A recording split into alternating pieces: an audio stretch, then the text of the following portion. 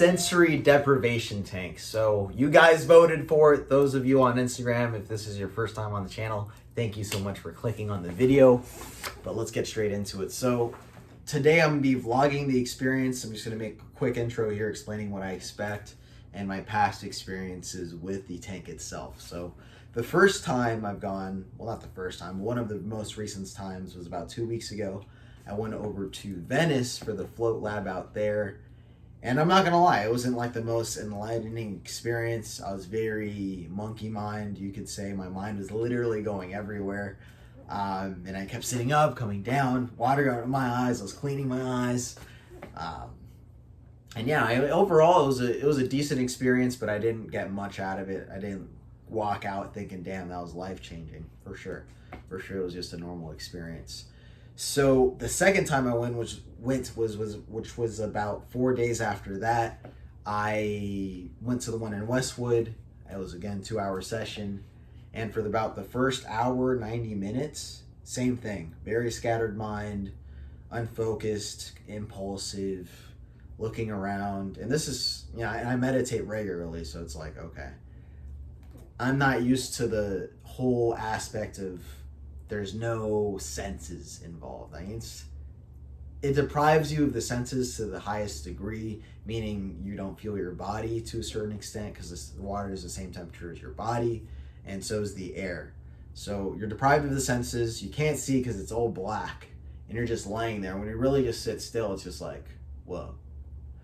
But once I did sit still in there, I was doing a meditation from Dr. Joe Dispenza called the Generous Present Moment, just to calm me down. And pretty much what that meditation asks you to do is bring the awareness behind your eyes and feel the infinite amount of space. Feel it, not think about it, but feel it behind your eyes, and then you expand outside of you.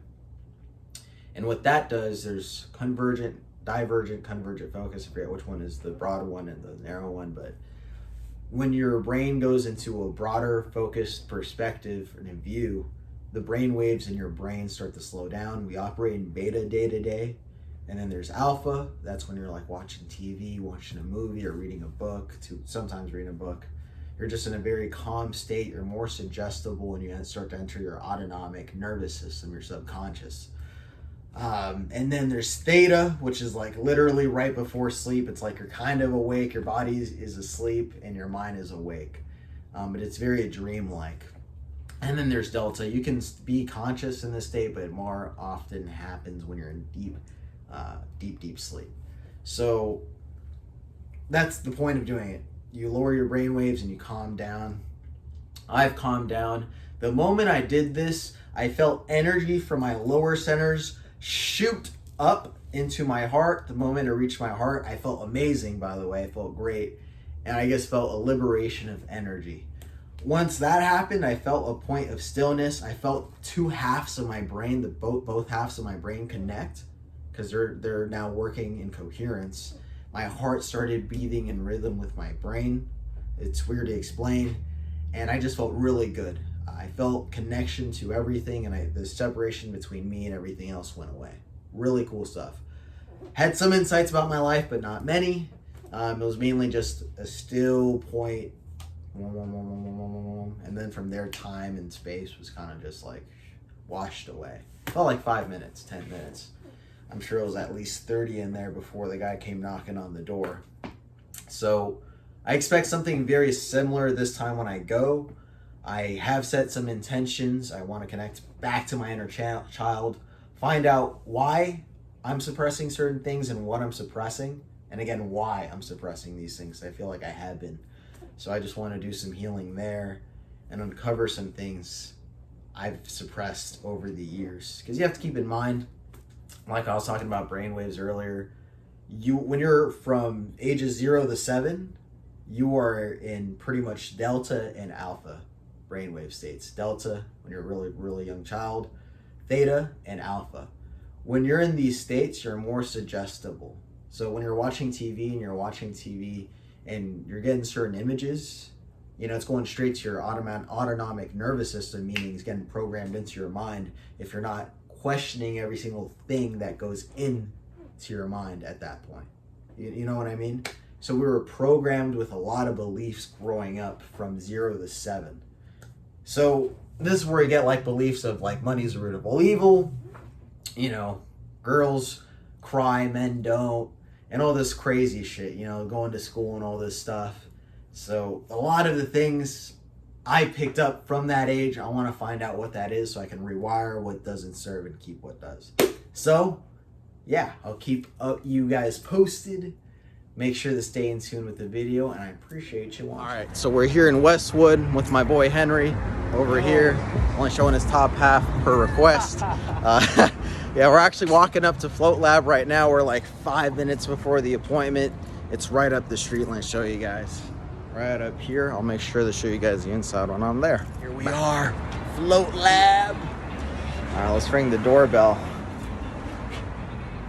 Bam. All right, cool.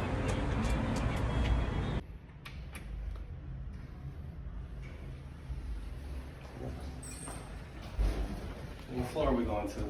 First floor. This saline solution will allow you to float effortlessly in a sensory-free environment. It is humid inside the chamber, but it is being ventilated and there is additional air being pumped in for breathing.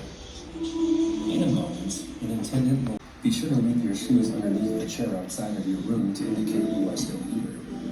Upon entering your room, you will find there's a dimmer on the light switch, so you can adjust lighting in the room to your liking, as well as a sign on the wall which lists all the instructions we are currently discussing. And then before can swim on the left side. Yes, right. Thank you, enjoy.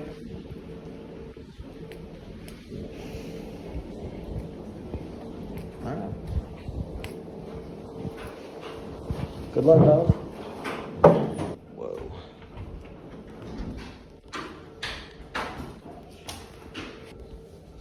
My shoes there.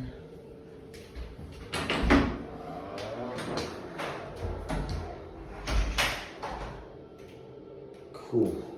We're in the chamber.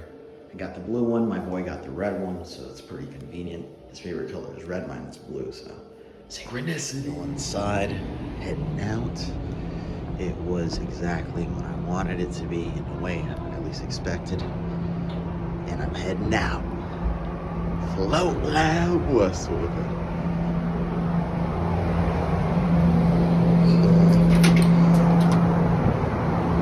Woo. Beautiful. Yeah, like I brought up in there, it was definitely an experience that I definitely needed. It was like a must-have experience, which is what I meant, but I'll talk about it more in actually I have a few moments now, and I'll just do it right now before my boy comes out. So recording, cool. Yeah, overall the experience is very orthodox. It did not play out how I expected it or how it did the last time, which was amazing. This time it was more raw. Definitely my intention, setting an intention helped. I connected to my inner child and I saw the things I was ignoring that are very prevalent, and I shoved under a corner. It's like, oh, not those things, that's not me. But bringing them to the surface, accepting myself for who I am and what I've done, and allowing myself to be me. Very transformative experience. I'll make sure they expand on this tomorrow. But overall, highly recommend it for anybody considering it, and with an open mind and willing to face themselves. If you're not willing to face yourself, wouldn't recommend it, but it's opened up doors for me that I know is going to lead me down avenues in my life with liberation instead of contraction. So it was a really good experience. I'm still waiting for my boy. He brought some hair gel. He's doing his thing in there. So appreciate you for sticking around to this point. Make sure to stick around for the next slide. I'll be talking about the hindsights I have in a few. So see you around. What's going on? So here is some hindsights I have from the experience. I'm not going to share too much on what insights I've had, but they're pretty big. I'm going to give some general ideas and, some tips and pointers I got from this last experience. So before I actually went to the float lab, I recorded that video, talked about my previous experience before that one, and talked about how blissful it was. I noticed when I was in the tank, I was trying to recreate that same experience, and I was trying to force it for like the first hour. My mind kept running. It's like, is this working? Fuck, this isn't gonna work. I got the vlog to do. And then I got up, used the restroom, came back into the tank, and I was like, you know what? I'm trying to force an outcome. Fuck it. If I don't even get anything from it, fuck it. Just let it be. So I surrendered into the experience. And, you know, the intention I thought about before I went, which was connecting to my inner child or things I've been suppressing and hiding from. You know, I just started playing with that. I didn't try meditating. I just started looking at my life, you know, being in a big tank, you know, with no distractions, and spending the first hour just thinking and contemplating shit. That was in a way like a mind dump, so my mind was free and had mental RAM to actually look at my life from a new perspective. So definitely not trying to force an outcome was huge, and just letting the experience come to me, and just looking at things. And I noticed that I wasn't letting David Antonio Chavez be who he is for who he is at this moment. I noticed it was a level of shame to who I was, or some things I, you know, like I brought up in the video after the experience, some things I put under a rug and hid away. And it's like, okay. And I recognized that, I guess you could say the kid in me was very, it felt not tended to. Like, I don't know how to describe it. It's just, it was weird. It was very like eye-opening. And I literally felt like a kid in me. Like, that felt not cared, intended for, not accepted for who he was. So definitely that brought up some insights. And now, like, even with this channel, I want to be as vulnerable with you guys as possible, because I want to, one, let me be who I am no matter what or what's outside of me, and at the same time create that authenticity with you guys, so there's no BS, if that makes any sense. But pretty much what I got away from that experience, I know I have to have a couple conversations with some people, get some closure.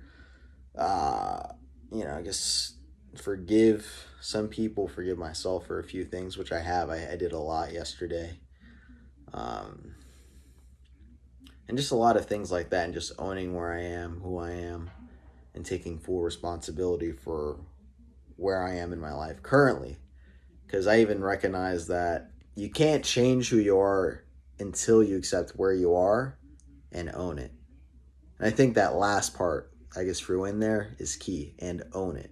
Accept where you are, but not just recognize it, but own it. When people ask you, you own up to your shit. I noticed that's something I wasn't doing as much before, like literally just recently. My whole life, most of my life, people would call me shady. It's because I wasn't owning up to a lot of things. So it's like, and there's a certain level of power to that as well. Owning where you are, who you are, and what you are. David Goggins talks a lot about that. So just wanted to share that with you guys. I know it's a little off. I don't know what type of people are going to be fucking watching this. So I hope you got some value out of this. If not, gave you some insights. And I hope this was able to help. So thank you so much for watching, and I'll see you guys in the next one.